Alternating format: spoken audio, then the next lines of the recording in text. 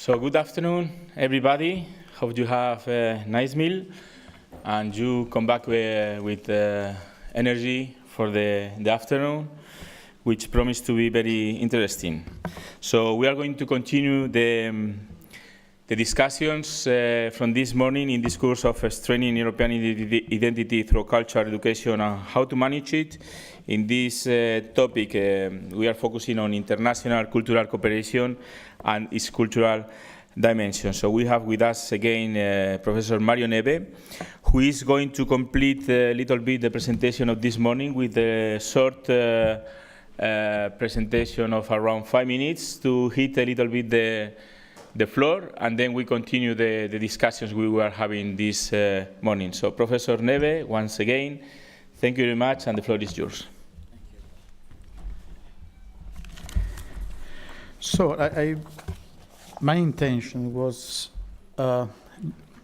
just to make a point on, if you remember, I had many questions, many different questions about which is the link between the cultural heritage and the way we are changing as a society, how we can manage these changes in the social relationships. So there is a link, and the link, one of the links, of course, I think is probably the most important, is housing. Okay? It's housing, real estate, so all the things connected, related to the problem of housing, not just social housing, general housing. Okay? I want to show just two examples, very fast. One is that all Mediterranean cities. In Mediterranean cities, you know that were very popular again the last 15 years because of many programs like G8, Olympic Games, World Championship, etc. It underwent a lot of development projects, huge projects, and starting the epoch of so-called territorial marketing, this is the city branding, and so on. Now, the first example, instead, is an unplanned one, totally unplanned, and I think that it can make really a difference between these two kind of ways to approach the problem of housing as a social problem and a problem involving also cultural heritage. Okay?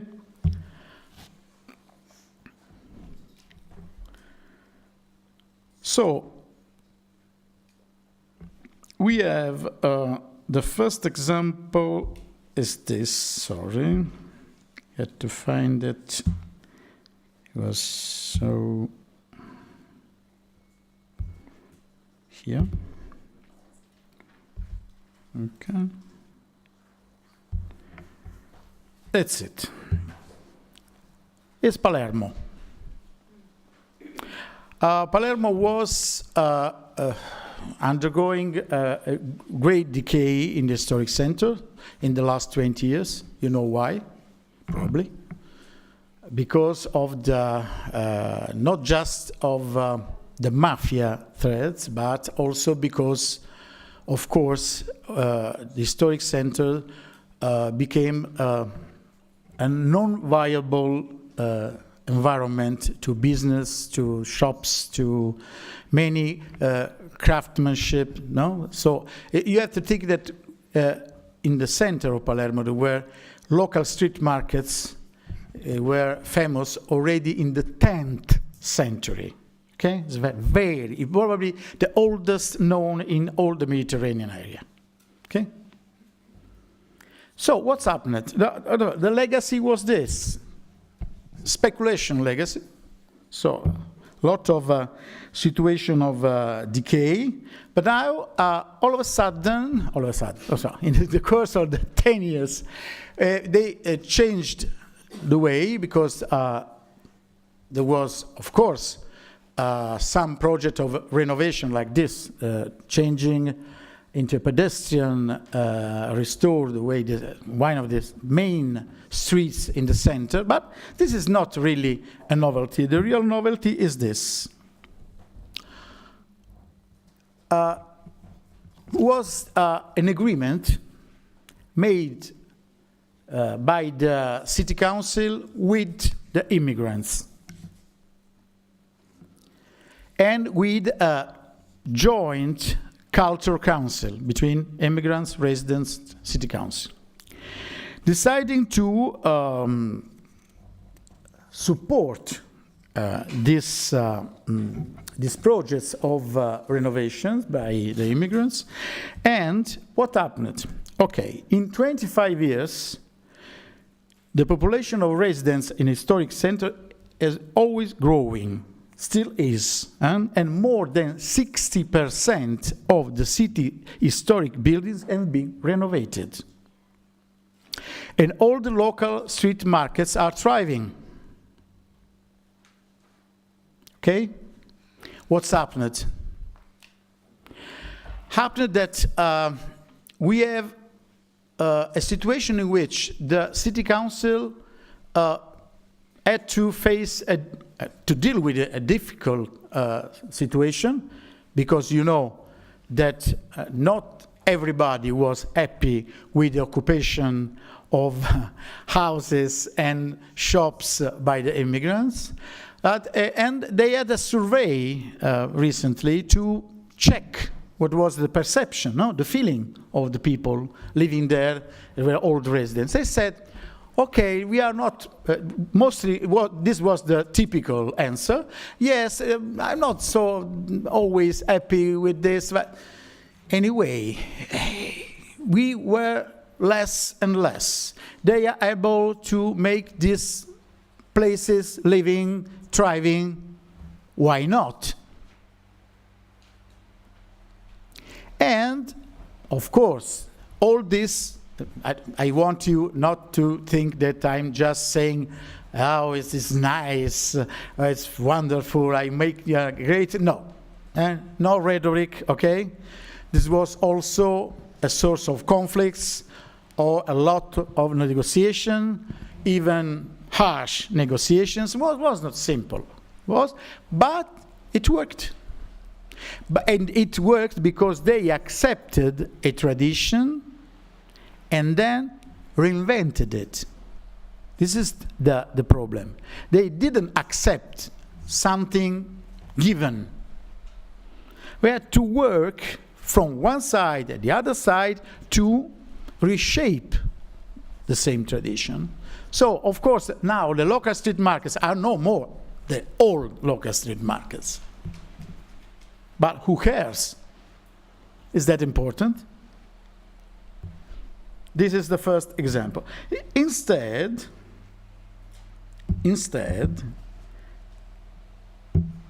for the big programs, it's a different thing. Because we had a lot of these projects, even with very popular cultural places, like the Museum of Contemporary Art in Naples, but also the big project of the waterfront in Barcelona, but also Marseille, Euro-Mediterranean, on the docklands. Then also in Casablanca. I said, it's not a Mediterranean city. It is. You have to remember that even Lisbon is a Mediterranean city, staying on the Atlantic, yes, but it actually is a Mediterranean city for many aspects. So, same thing, Algiers, Tunis, same projects. And the style is the famous international style. All these places like the same. Shopping malls, pedestrian walks, places for, I don't know, theatrical movies, anything, okay? Anything you can find everywhere. This is standard. So what was the problem? The problem was the investment from the rent. Problem was this, was the spillover, the so-called spillover effect by the rent. When you are doing this kind of, carrying out this kind of projects, you are increasing the value of the land, not just where is the project, but also in all the neighborhoods are close to the district. And all people residing in these neighborhoods are normally expelled by the increase of the prices, of the housing price, and are not able to find affordable housing close to that district. So the main effect, this is common to all these cities, the main effect is you have an expulsion of low-income residents and a growth of high-income lots. This is just speculation. But remember that the speculation is not, or quite never, local. All these projects, you know who are the investors? Mainly, the main investors are all global players from the Gulf countries, Oman, Emirates, and so on. So people looking at an investment on a global market. It's indifferent investing in buildings or in something else. What it is to invest profitably. So this is the difference, you know, from two kinds of projects, or if you want, activities. One, unplanned and basically following quite day by day the needs and the situation and the conflict, even the conflicts inside the communities. The other one is just a project from the top down, no? To just consider all these, yes, unused, unoccupied areas, just like a piece of land to be made profitable. I tried just to make a difference. I think it's very important when we discuss about this kind of models or projects. So I stop now. I don't want to take advantage of your postprandial, you know. I can tell everything. No, apart from so yeah, this is my point. About this, I would like to open a discussion, if you like. So why, how we can work on these two sides, how to cope the needs of the market if are always a pressure on everyone, administration, citizens, and the other side, how to, you know, keep safe a thing like housing, which is really the missing link with the society. Because a very basic need. Okay.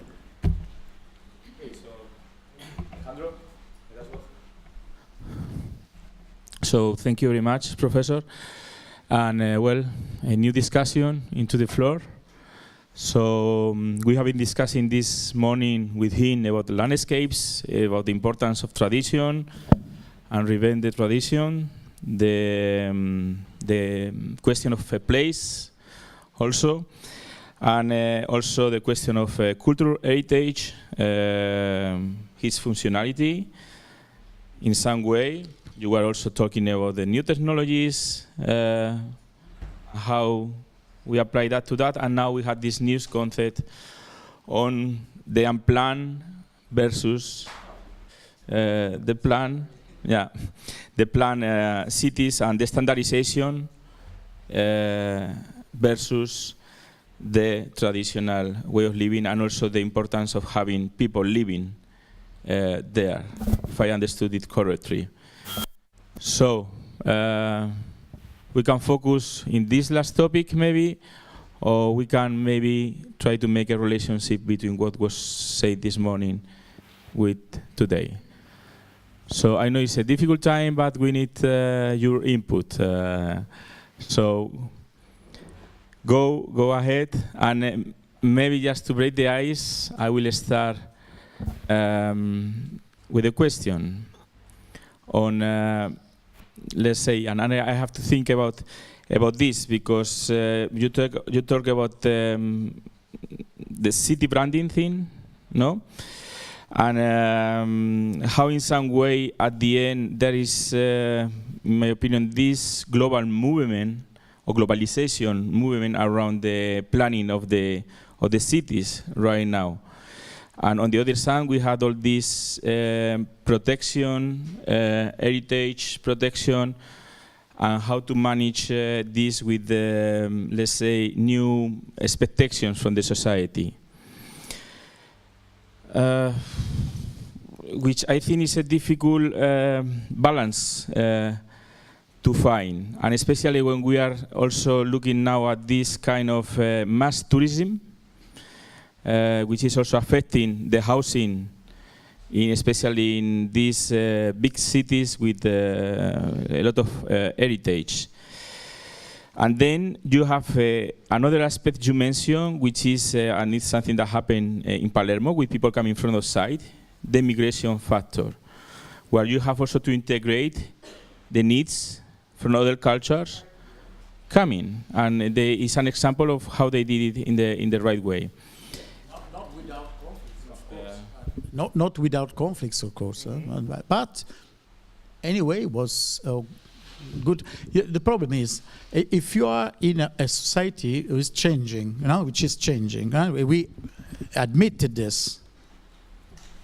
In which society we want the immigrants to immigrate, to integrate? Mm-hmm. If our relationship are changing, we have to be integrated. So we are not in a steady, stable situation. Let's say, okay, you can come. This is my house. Please have a seat. No, it's not. Mm-hmm. We are at odds with our relationships, and they have to cope with our relationships changing. Mm-hmm. So it's mad. It's an impossible task. Yeah. I mean, it's impossible task, but at the same time, we have to do something because it's there. I mean, the movement, the immigration, it's there. I mean, you are not going to stop it. At least you want to rise borders. As we know that the figures show this. All these years are fake. Mm-hmm. The immigration is dropping. We know that. And the great mobility is toward different areas. The very big mobilities, I prefer talking about mobility and non-migration. Mm-hmm. Because we had the migrations, but migration is still referred to 19th century, 20th century. That today is mobility. Because I am a commuter, you are a commuter. That told me one of you really staying all the time at home.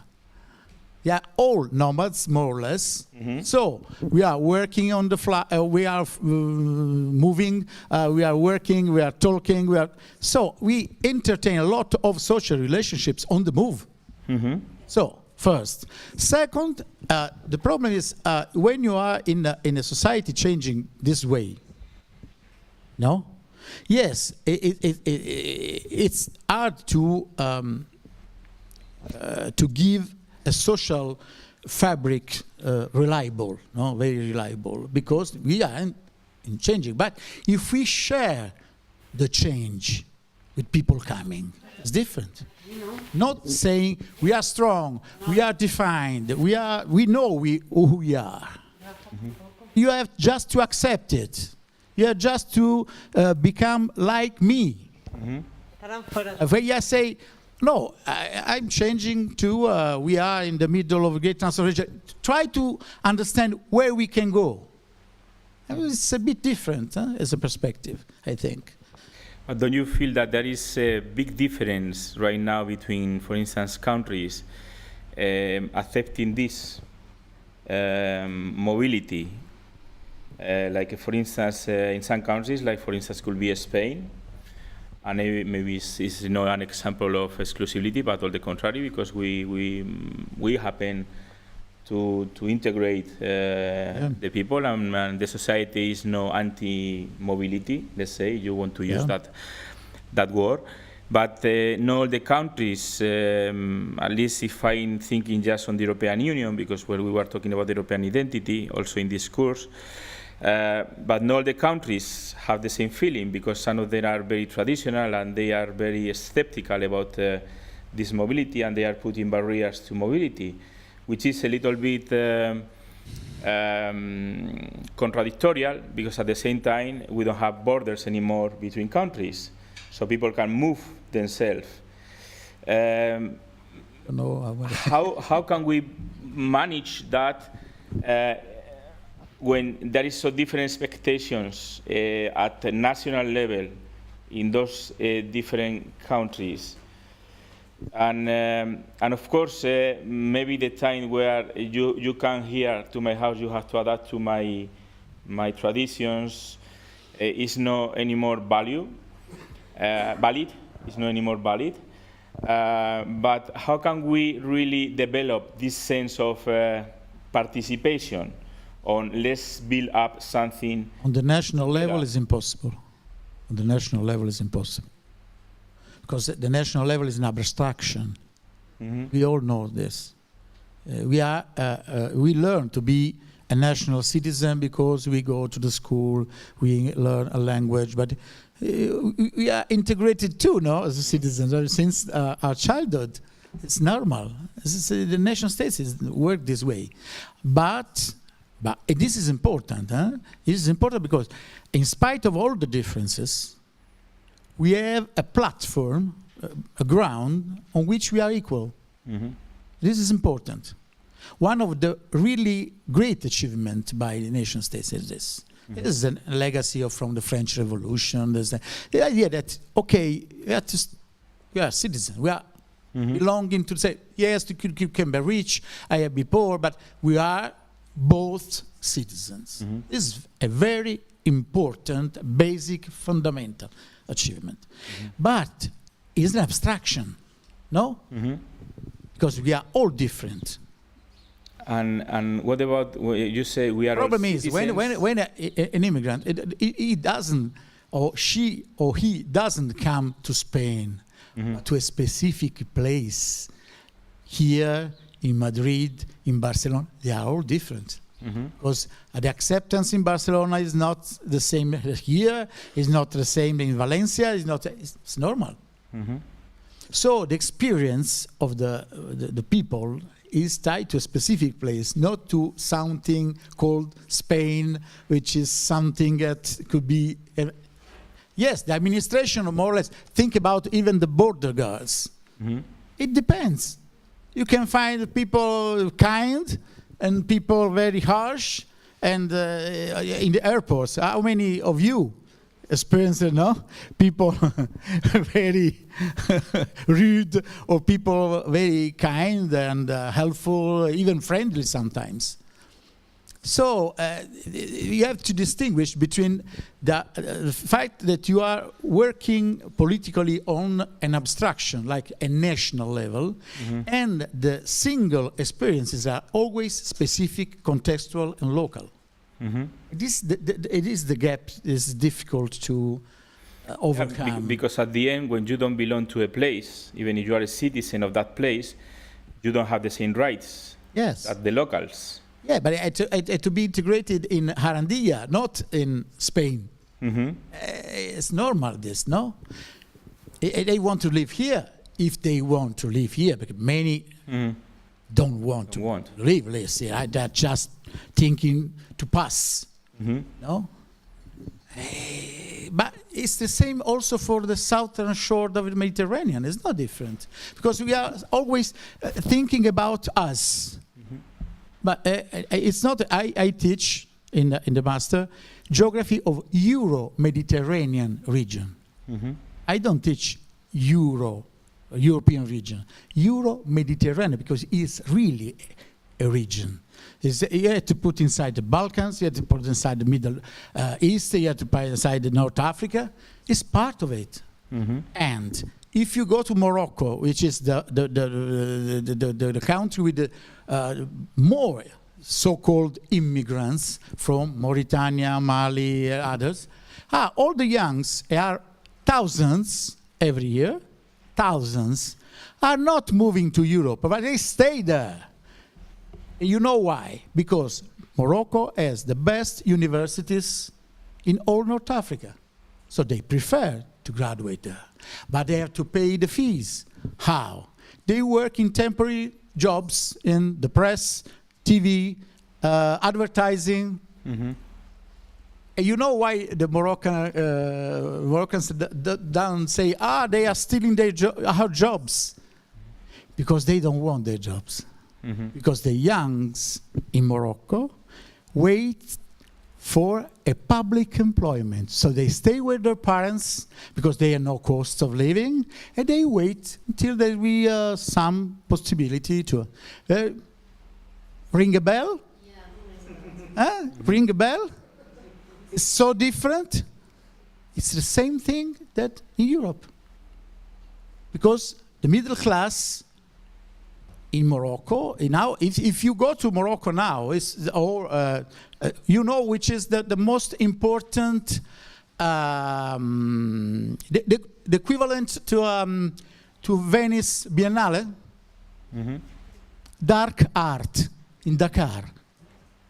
Is the most important art manifestation. All the continent, to Africa. We don't know. We still don't know Africa. It's our fault. But I'm not, with my minister saying that ignorance is a good thing. Because we don't know, or we have to do like that councillor with Lombardy saying that the Legionella was caused by the legionaries in Africa. They say he was so ignorant. Because Legionella was caused by the cooler system in United States during a congress of legionaries. So, the people today it's impressive. So it's important to know each other. How many Europeans do this effort to understand these people coming from? They say also the same. They're all Africans. My God, Africa is so many sides rather than Italy, or Europe. You are really small in comparison, and we are still judging them, saying they are all Africans. To me, it's crazy. Okay. Sorry, No. Probably but it's it's something that I have here. Yeah, you have inside that. But the question at the end is how to balance that thing right now in the world we are living right now, with so many, let's say, barriers and movements against this. Because at the end it's a question of we create a very nice environment, which became very attractive for many people. Now people want to come here, but we don't want them. But you are not going to avoid that, because I think it was yesterday we were talking about the population increase in the world. Now I don't know how many millions, 7,000 millions people living in the world, soon 8,000 millions. When I was 18 it was 3,000 millions. And in 20 years will be around, 20,000 million people. Most of them living in very bad conditions and poverty. And of course, surviving makes that these people will be. It's a true challenge. So it's true. Huh? What is the challenge? Because for me the ideal thing is it will be to be so open. And this is because we are thinking always on external mobility, if we call it mobility. Yeah. But what about also internal mobility? Because at the end it's the same. Because for me, if I want to go to live to another European country, I know, even being European, I don't have still the same rights and facilities as I have in my country. I know. And that is a big problem for European identity. Okay, we are waking up some brains over here, so go ahead. No, I think, last week I attended a conference which was called Lead Africa, where all people like you and me were sitting and were talking about irregular migration. All people who have never experienced what irregular migration is. And I think a starting point is really to have these people sitting here and include them and give them a face and listen to what they need, actually. I have an experience. We were now in Gothenburg with the Atelier, where we had a collaboration with the ICOR network. I don't know if you know that, but that is a network who gives in Sweden they took like a huge intake of refugees in 2015, and they've established from civil society quite some initiatives to integrate these people. And the ICOR network is something that is for artists, refugee artists. So they get a 3-year plan, they are helped to make connections, they can develop their work, and then they have to go on their own. And one of the artists who participated in our atelier also, he had a residency in Sweden, and they put him in this super modern museum in like a square cubicle, which is for them something which is beautiful, but he got almost crazy, being 3 months in a place like that. And I think it's really about having a conversation and talking to these people and getting to know them, which takes away the fear also, but which also really gives answers to how to deal with that, and how to deal with real integration and not just something political. Alinda? Can I add something? Because you are talking about Palermo, but Arts Manifesta was there, and it was really an art event with it's still happening, an art event with the citizens in the city and the migrants who are living there. And it even changed the planning of the city. There's an atlas of the city, and that was in a totally different way, and then people react on the city normally. Now the guy, an architect of Palermo, create a city in places where artistic events could take place. And there was really a working together in different groups in society. So I think it's a very good example how nowadays art interventions can help to reinvent the city with all the new citizens who find their new place. I agree. Yeah, okay, more comments, contributions like this, experiences you have here in the front? And maybe you know experiences like that, or you confrontate yourself to these situations, or maybe you are living in a city where you have experience of things like this, or not, or you wonder why. So think about that and share these feelings, please. No, I think that maybe we have to take in account also the movements, Eurosceptics now, because most of them are because of this mobility. Some of them complain because Europe is leaving people in Mediterranean Ocean, but others are ultra-right movements, and both are complaining about Europe, and no one is happy with the solutions that they are making. So I think, for example, the Palermo solution could be extended to most Europe, so people can see that they can also integrate in some way. Yes, but provided that you find anytime a local way.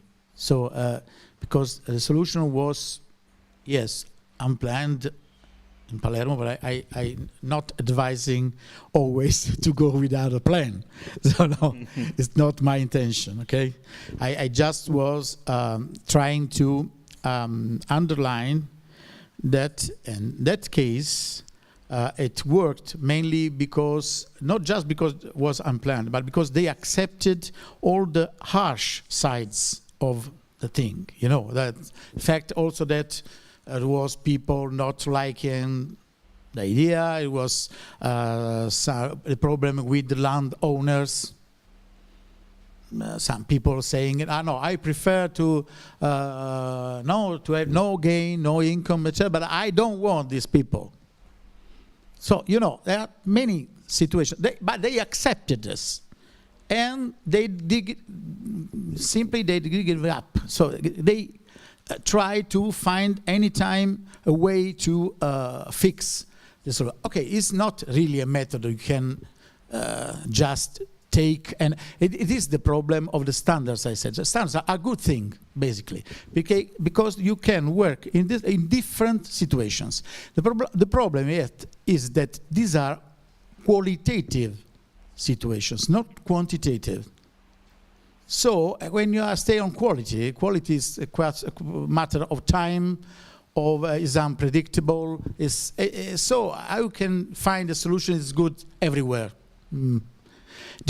I think that we can try to find solutions that stay close to an issue which is, to my opinion, basic: housing.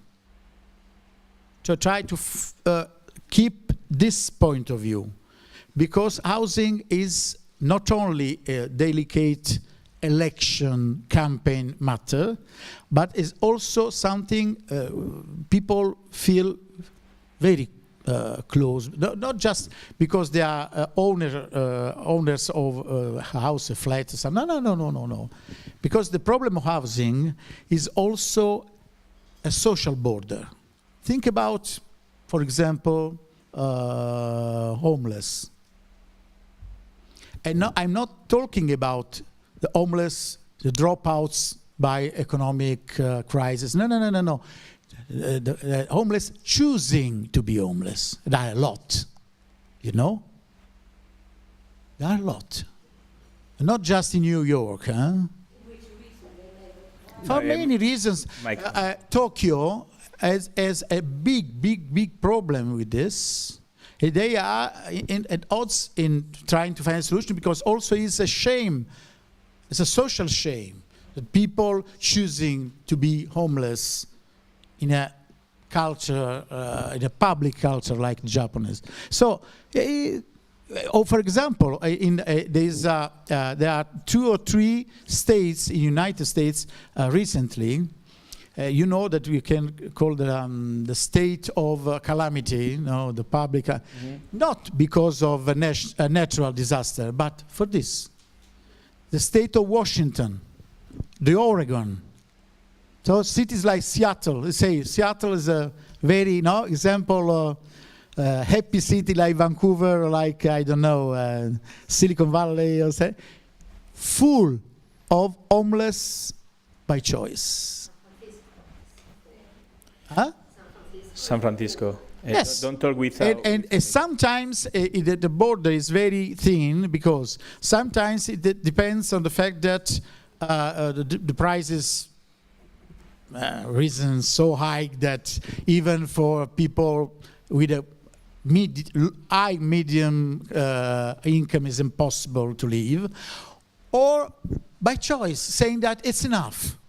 I don't want to work all the time just to keep this, to pay $5,000 a month for a flat, teeny flat.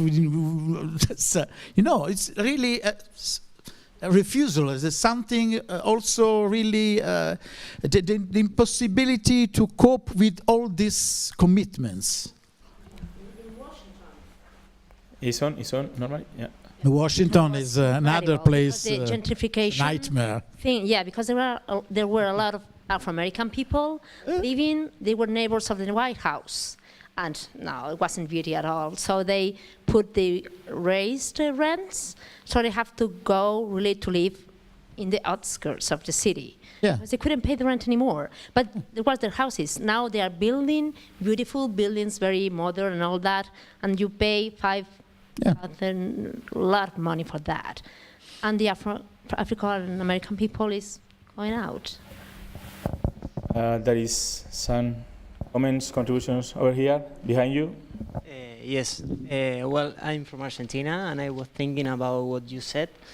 In Argentina, from 2016, we received 530,000 people from every part of the continent. So when I read in the news here that because in Spain arrives like 21,000 people, they say that the politicians, that's the word thing, say that are being invaded because of 20,000 people. And for example, in Argentina, you know, we are a much poor country than here in Spain. We don't have anything to give them, just health assistance and I don't know what else, and education.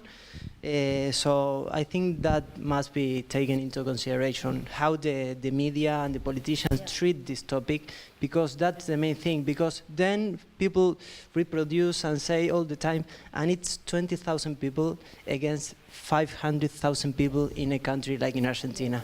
So I think it's a topic that must be taken into consideration, and sometimes it's not. Well, I think many, if not all of us, agree with that is not right the way everything is being managed concerning the immigrants, and especially because we were also immigrants for a long time. So this is something no fear. That is, well, I totally agree with you. In my case, my opinion is that we are dealing that in a way that. Is no fear at all. Is no justice. Is even I could say is selfish, very selfish way. And but it's not only that. I mean, that is a topic that is now in the media. But I think that the problem there is much bigger, because it's the society in general. What are we worried really about? How we really make things much bigger than they look like, because we like to read this good news, because some people can make from there a way of living in politics, for instance. So I know you want to comment something on this case of the comparison between Argentina immigration case or European immigration. Okay, you know, Argentina was also the at the time was in the 20s, at the end of the 80s was, you know, the Italians were a great part or a great quarter. But it was interesting. It was one of the first also commuting migrations, you know, the rural migration, because it was called Migración Golondrina. Mm-hmm. Yeah, go and come back. Because they used the 6 months and 6 months, summer, no? So it's the splitting the hemisphere. So they really knew that the earth was round, and yeah, actually, and they were able to work all the year round in the same. No, it's you know, it's interesting. Argentina is, of course, probably one of the most important cases in this. It was estimated that probably is the more mixed population throughout the world. Any citizen in Argentina has more or less 10 nationalities in his background, so it's Switzerland, Albania. So this probably are represented all the countries, but at the same time, also there, I don't want to be so boring in this, but think about the problem of housing in Argentina was one of the most important problems, also with the previous crisis. In fact, it was the management of the solutions to that crisis that were the tail of the crisis now today is. Yes, I think that they are in Argentina is now probably one of the scenarios Europe could consider, really. Mm-hmm. As a likely scenario. Yeah. Down there. My name is John again. Can you stand up? So, My question, I would like to know all the son of immigrant or especially African immigrant who were born in Europe can really feel like a good citizen European. Like many times, like in US, when the immigrant African come to the United States, when you have a son, the son like the government of United States protect the son, no matter what the color of the sky. But here in Europe, I observe that when is the son of African immigrant, they always look these people the other way. I would like to know all this song of immigrant of. It was about feel real. law Obama was proved about the. I don't understand very well the question. No. The question is, would like to know how the integration of the children of immigrants can do it, about the international public law, the national, or the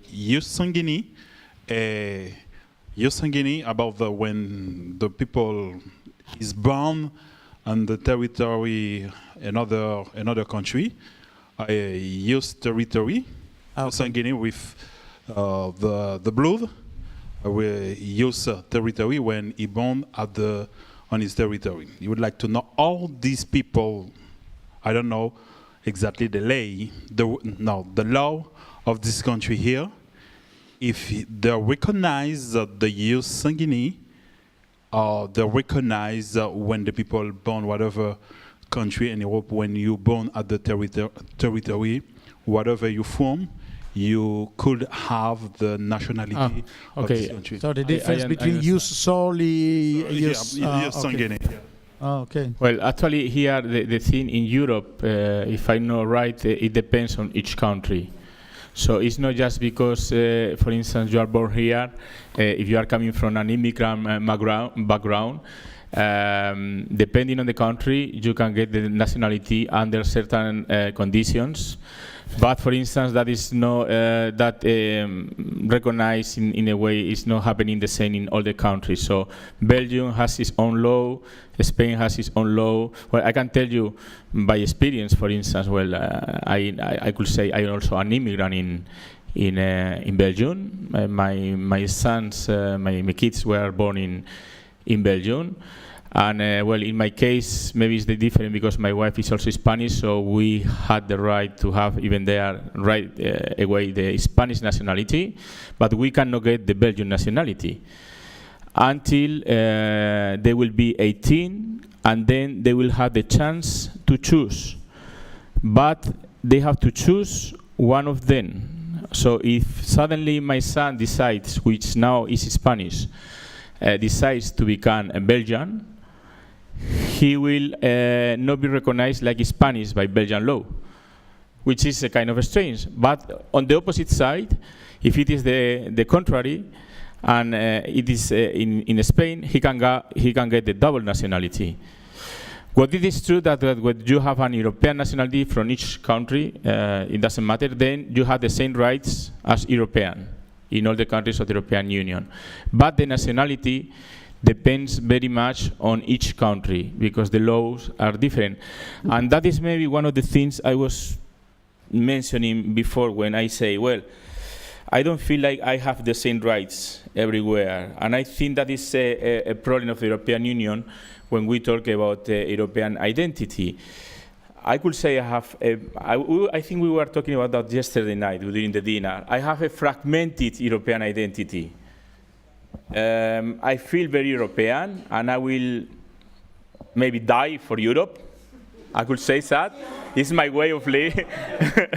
It's my way of, I mean, come on, the hymn of Europe, can we play that? No. Well, but I someone that feel like a very European. I grow up with that. I really feel it's important. It's something I will fight for that, really. And I will leave many things to keep that alive. but I don't really feel like I'm fully European because, first of all, because I don't know almost anything about Europe. I don't know anything about the culture of other countries, other people, and so on. So we still have far away to create a real European identity, in my opinion. Because in the schools, we don't teach Europe. We still a little bit what is the European Union, how the institutions work, but we don't have European history. In the school, we don't talk about that. We don't know anything about Hungary, or about Holland, or about Finland. For instance, here in Spain, or the opposite, it's the same. So, and we know that we don't have the same rights. I mean, for me, it was a nightmare to get really, not just a job, but to get integrated into Belgian society. Even if it's very easy for me, but they can always, if I don't have certain conditions, they can always throw me away. But if I go to Madrid, for instance, they will never be able to throw me away to Salamanca, where I was born. But this can still happen in European Union, even if we are all Europeans. So it's confusing, no? No, it's confusing because they tell us something different. I agree fully. Yeah. It's true. But because we invested too much in some directions, but in other ones, we were a bit neglected, to say the least. We have maybe the last contribution here, and we keep going with the here, first row. Aquí. You present yourself. Sí, si está encendido, habla. Hi, I'm Marta. Yeah. I come from Madrid. I'll move here. Otherwise, he cannot see you. No, I just want to say that what I think they say is that there is not a real integration of immigrant or son of immigrant in Europe, and especially in France, for example. And we can see it in the news when they talk about the second generation of Algerian. And is there a second generation, or are they French people now? Micro. See, if you want to answer, you need the micro. It depends. If they win the soccer game, then they are French. You know what I mean? With the Mundial, the World Cup. If they win, they are French. Yeah, but I mean the people like me, or a student, or other people, not football player, but because it's like in every country it's like this, in Spain also. But I mean people like us, that you ask them, where are you from, and they say I'm from France, and you said, really? No, it can't be possible. It's a kind of discrimination, a kind of why we don't have made up our mind about this, about that it's possible that black people can be European. Mm-hmm. Yeah, of course.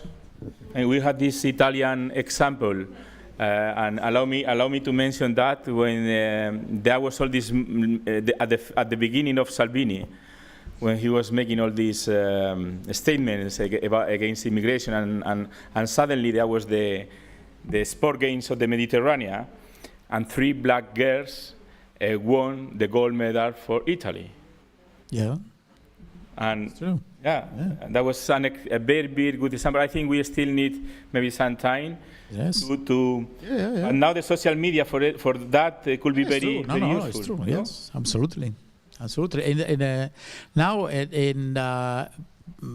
probably in athletics, mostly sons of immigrants, basically now. Mm-hmm. And also the national volley, for example, others. So it's like that, yes. But you know, for sport is a strange place, because even populists a bit, they step back when there's a sportman or sportswoman, because they are in a way, with the passport. Gifted automatically. Above all, if they are successful. Yeah, and I just going to finish because it just came to my mind because of this, an example, and I think it's a question of getting used to that. As I just mentioned, I have 2 kids, a girl and a boy.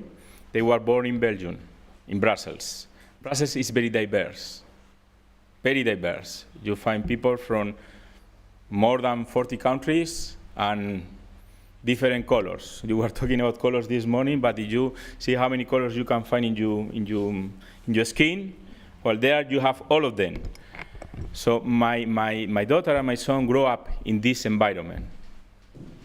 So for them it was so normal that when we came here for holidays, when they were like 3 or 4 years old, and we went around in a city like Plasencia, which is 40 kilometers from here, and they were playing in the park with other kids, my daughter came to me and told me, why everybody is here mid-color? They call it mid-color. She was strange. For her, the normal thing was diversity. She could not understand that everybody was the same, exactly the same. And she was so happy when she was someone different, because it was something. So at the end, it's a problem of education, and get used to that. It will take time, but hopefully we will get that. No, agree. Yes, but above all, I think there's still the economic inequalities that are basically really shared. Understand?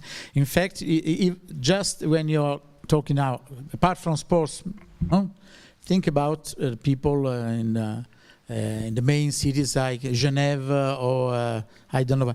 If you are, of course, from Emirates with a good bank account there, so you are welcomed a lot. You are treated really like a prince. So you know, there's still this really a great divide, because cultural claims are important and cultural differences are there, but they are cancelled strangely when we come to the economic side or the income side. They disappear.